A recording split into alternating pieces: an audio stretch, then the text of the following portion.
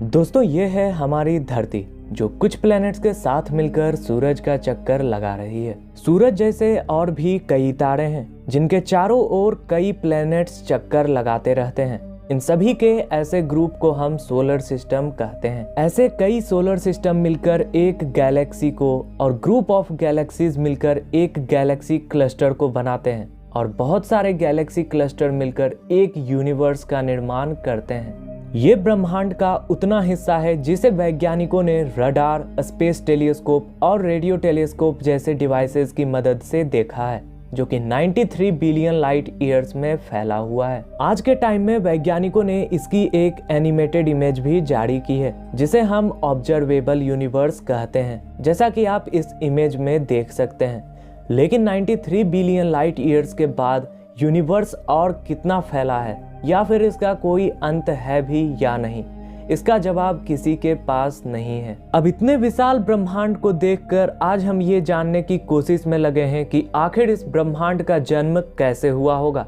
इस सृष्टि के पहले क्या था और ऐसा क्या हुआ जिससे इस सृष्टि का निर्माण हुआ। ऐसे अनेकों अनसुलझे सवाल हैं जिसका एक निश्चित जवाब तो किसी के पास नहीं है। लेकिन वैज्ञानिकों ने अपने रिसर्चों के आधार पर एक थ्योरी दी है जिसे बिग बैंग नाम दिया गया है। तो आखिर कैसे हुआ था बिग बैंग और बिग बैंग के बाद कैसे बना हमारा ब्रह्मांड, जानेंगे आज के इस वीडियो में।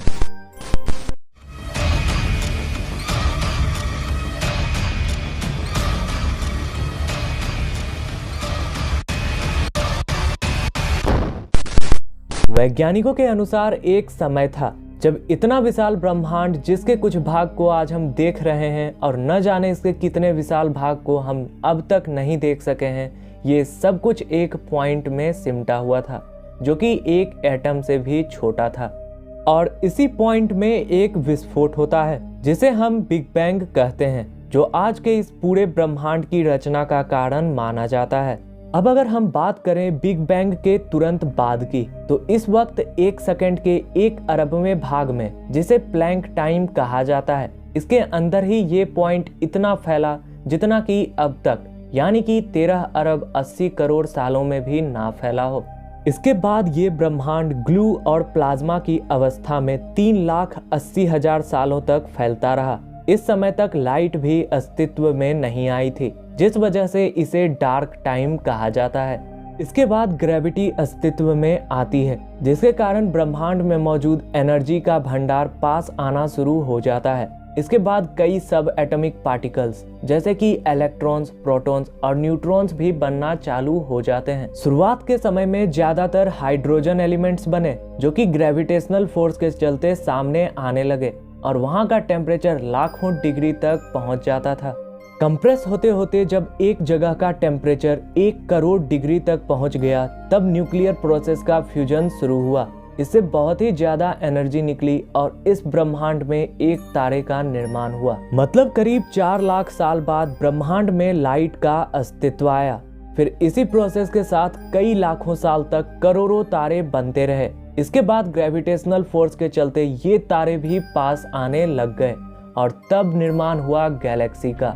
इसी प्रोसेस के साथ कई करोड़ों सालों तक गैलेक्सीज भी बनती रहीं। धीरे धीरे बिग बैंग से निकले कॉस्मिक मैटर से और अणु बनते गए, जिसके साथ ब्रह्मांड में प्लैनेट्स, सैटेलाइट्स और कई सारे पिंडों का निर्माण शुरू हो गया।